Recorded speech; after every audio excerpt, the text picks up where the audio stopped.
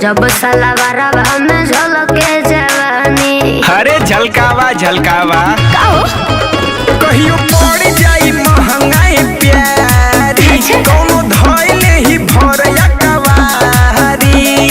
सुनो सुनावा ऐसे रहो तनी कोई महीना से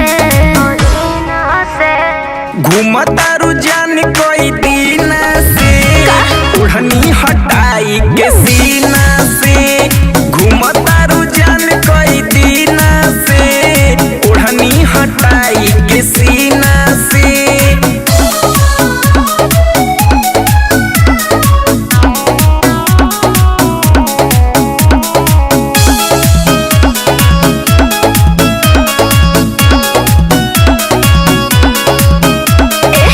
बहुत लोग हमार कइले बा पीछा, केहू के पूरा न भइल बा इच्छा।